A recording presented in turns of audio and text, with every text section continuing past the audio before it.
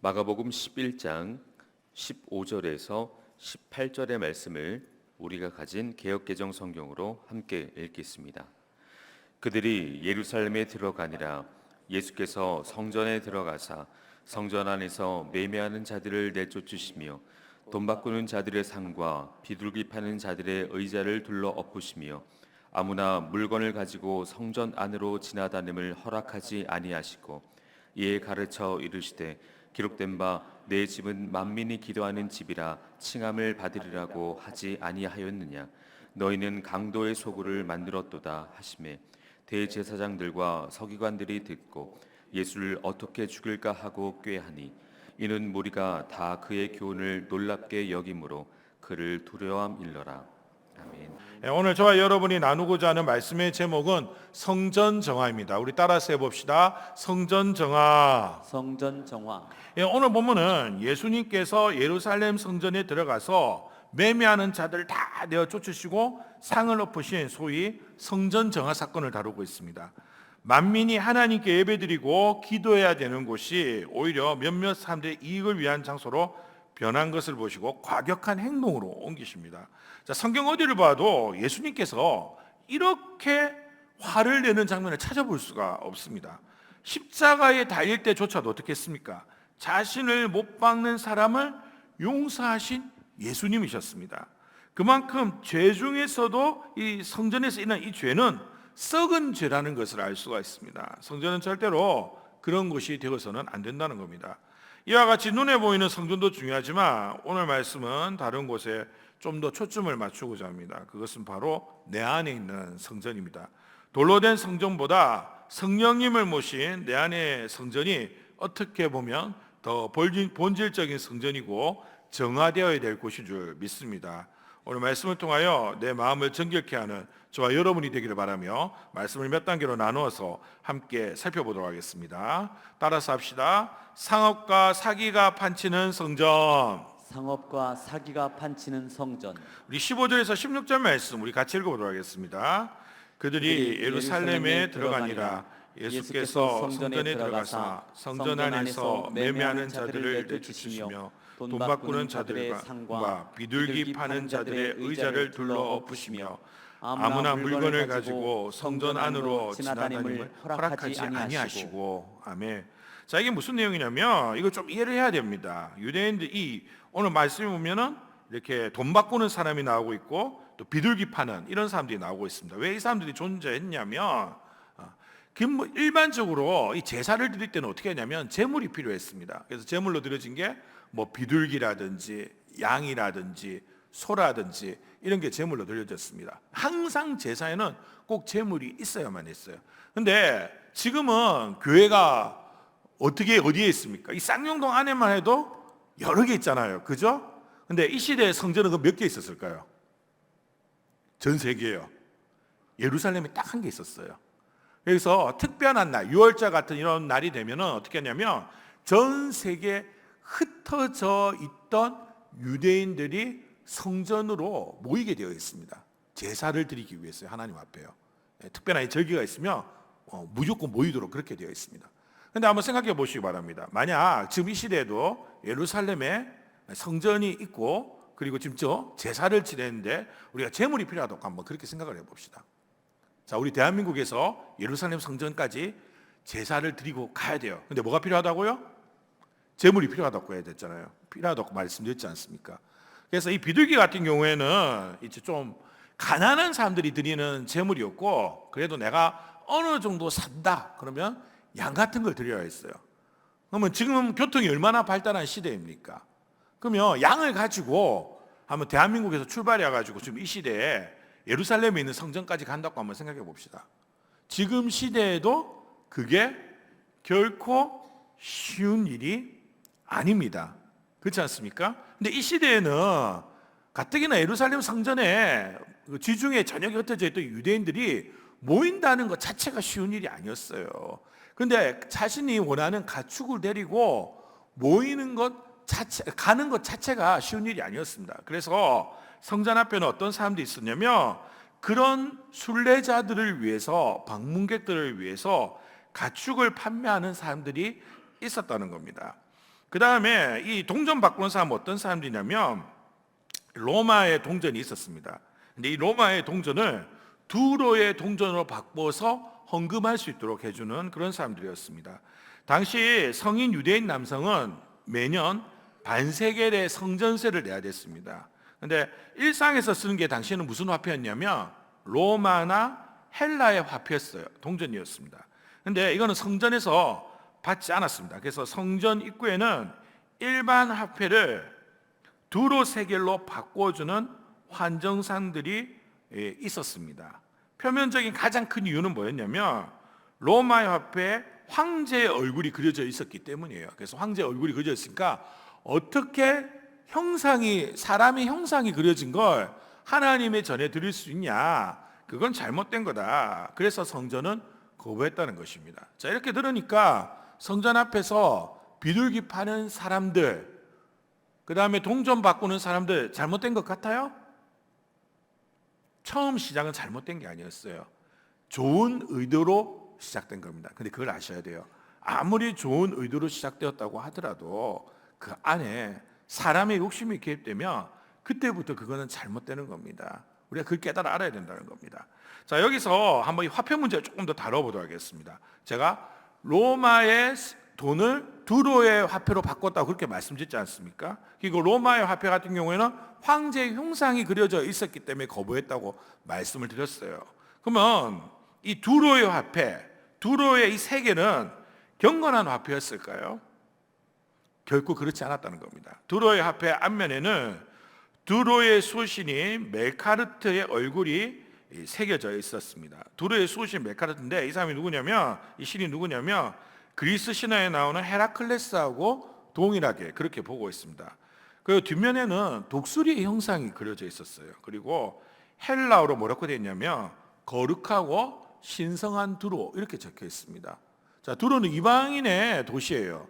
유대인들 입장에 봤을 때는 그것은 거룩한 곳이 아닙니다. 근데 그런 문자와 이방신의 모습이 새겨져 있었다는 사실입니다. 그럼에도 불구하고 두로 화폐를 사용한 이유가 있습니다. 그건 뭐냐면 당시 로마 동전은 은 함유량이 약 80% 정도였다고 해요. 근데 두로 세겔은 94% 이상의 고순도 은을 사용하고 있었습니다. 무게 또한 매우 일정했습니다. 그래서 성전 측에서는 하나님께 드리는 예물은 흠이 없고 정직해야 된다는 원칙에 따라 이 동전을 유일한 공식 화폐로 인정했다는 거예요. 근데 참 웃기죠.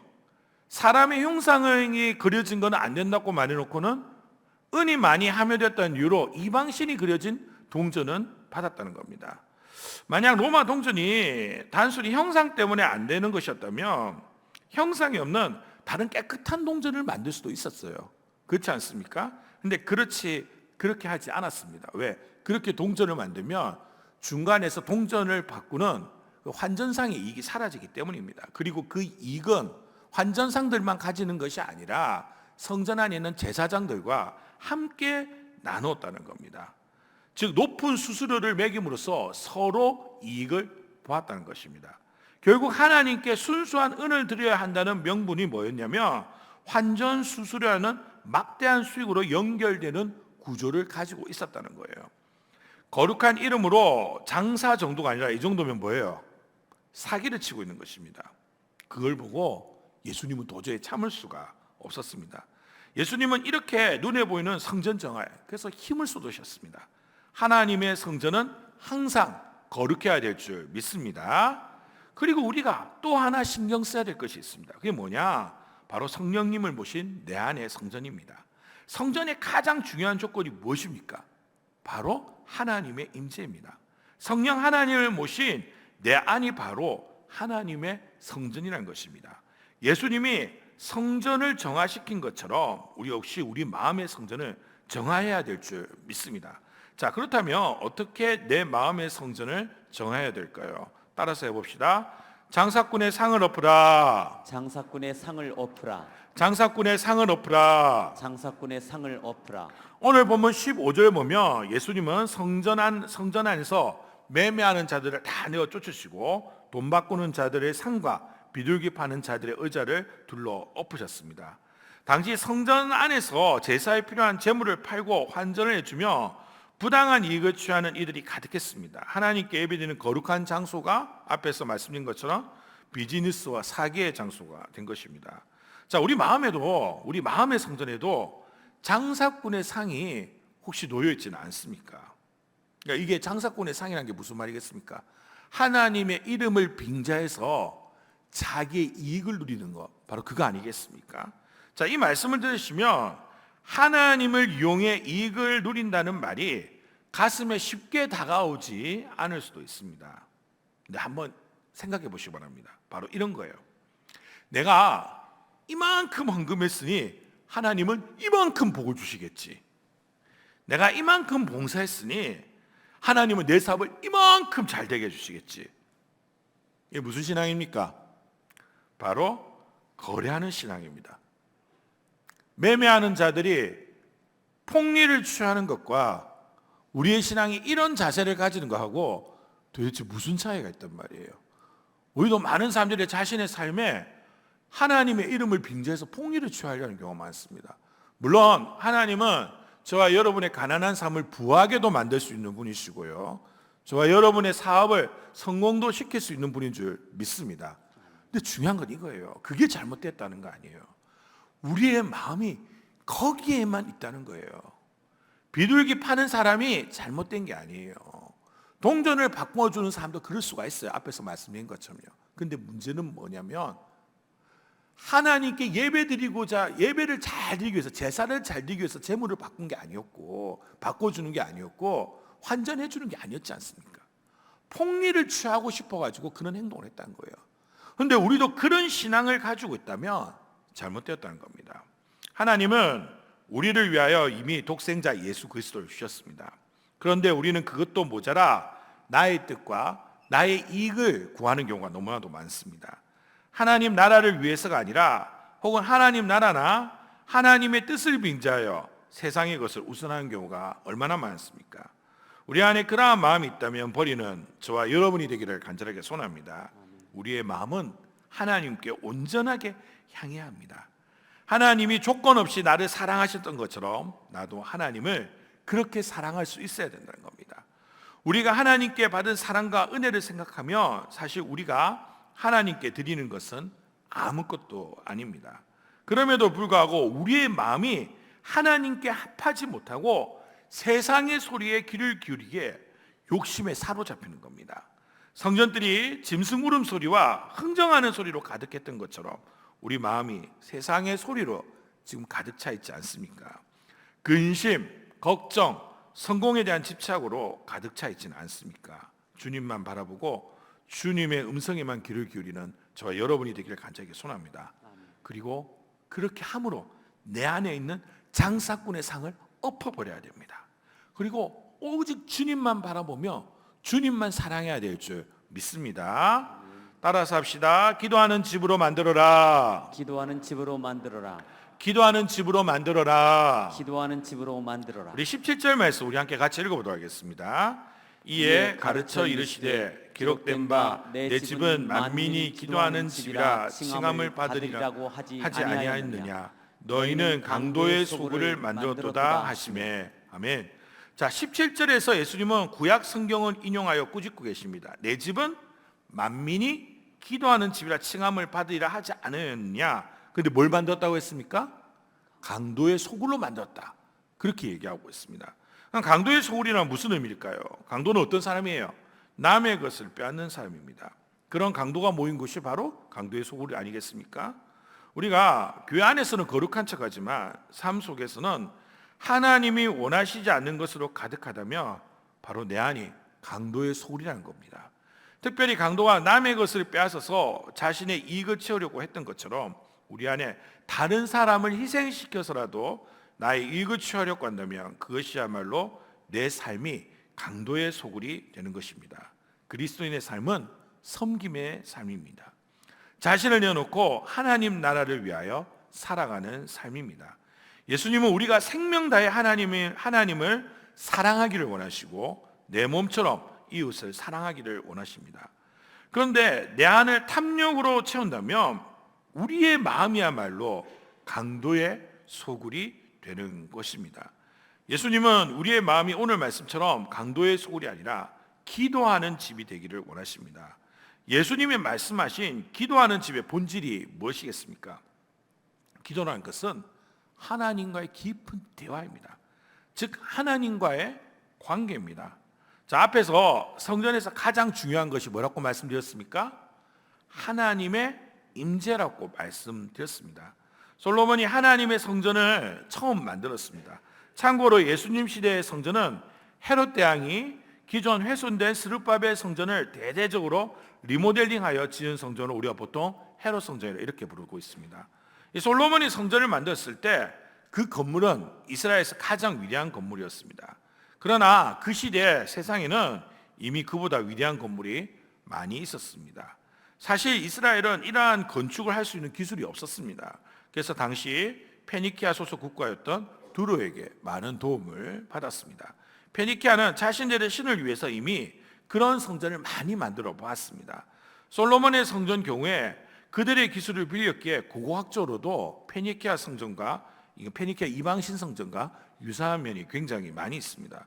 즉 건물로서 평가할 때 이 성전은 이스라엘 안에서는 크고 위대한 건물일 수 있지만 이스라엘 밖으로 눈을 돌리면 그보다 멋지고 위대한 건물을 쉽게 찾아볼 수가 있어요. 페니키아에도 있었고 이집트에도 있었고 그리스에도 있었다는 사실이에요. 심지어 어떤 건물의 독창성을 가진 곳도 아니었다는 겁니다. 그런데 성전을 특별하게 한 것은 성전이라는 건축물이 아니라 그곳에 계신 하나님 때문이라는 겁니다. 즉 성전의 본질은 화려한 건물이 아니라 하나님과의 만남에 있다는 거예요. 우리 마음이 기도하는 집이 된다는 것은 내 생각과 내 계획으로 가득 찼던 이 공간을 하나님의 음성에 귀를 기울이는 공간으로 바꾼다는 것을 의미합니다. 그러므로 내 마음의 성전이 정화되기를 원한다면 내 마음의 집을, 내 마음의 이 성전을 기도하는 집으로 바꿔야 된다는 거예요. 내 안에 계신 하나님을 바라보며 끊임없이 기도하는 삶이야말로 진정으로 내 안에 있는 성전을 정화하는 일이라는 겁니다. 그러므로 기도하는 일에 특별히 더욱 힘을 쏟는 저와 여러분이 되어야 될 줄 믿습니다. 따라서 합시다. 변화에는 저항이 따른다. 변화에는 저항이 따른다. 변화에는 저항이 따른다. 변화에는 저항이 따른다. 우리 18절 말씀 우리 같이 읽어보도록 하겠습니다.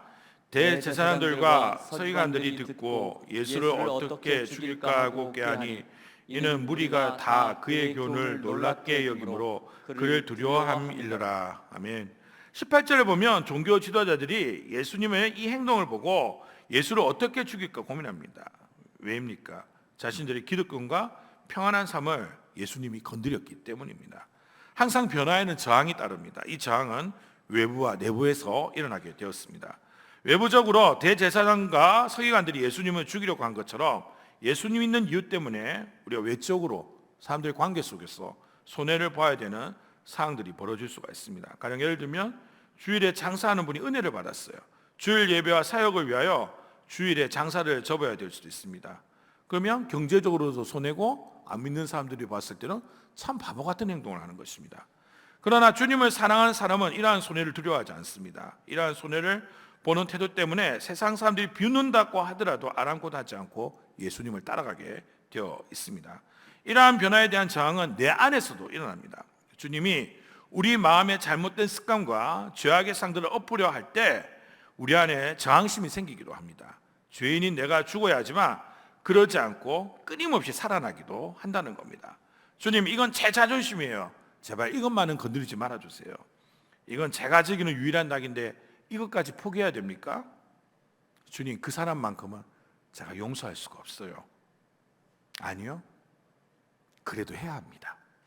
날 위해 십자가에 달리신 예수님만 바라보며 외부이든 내부이든 주님 앞에 온전하게 변하고자 하는 것을 막아서는 이 저항을 다 이길 수가 있습니다.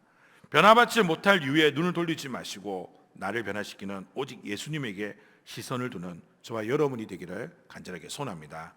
설교를 마무리하겠습니다. 성전 정화의 핵심은 단순히 성전을 청소한다 그런 의미가 아닙니다. 지저분한 것을 치운 그 자리에 어떻게 보면 무엇을 채우느냐가 더욱 중요합니다. 저와 여러분의 마음의 성전은 지금 어떤 모습입니까? 여전히 세상의 욕심과 계산적인 마음들로 인해 장사꾼의 상이 한 자리 차지하고 있지는 않은지요? 혹은 이익을 탐하는 강도의 소굴은 아닌지요? 그렇다면 회개합시다. 내 마음의 주인이 하나님이 아닌 나 자신이었음을 고백합시다. 그리고 내 안에 있는 성전을 정화합시다. 주님이 내 마음의 상들을 엎으시도록 우리 마음을 내어드립시다. 그리고 무엇보다 기도하는 집으로 만듭시다. 저항이 있더라도 주님이 기뻐하시는 모습으로 변화를 받읍시다. 이번 사순절 마음의 성전을 정하는 저와 여러분이 되기를 바라며 하나님 말씀을 전했습니다. 우리 말씀 묵상하며 우리 주의 음성을 내가 들으니 1, 2절 우리 함께 찬양하도록 하겠습니다.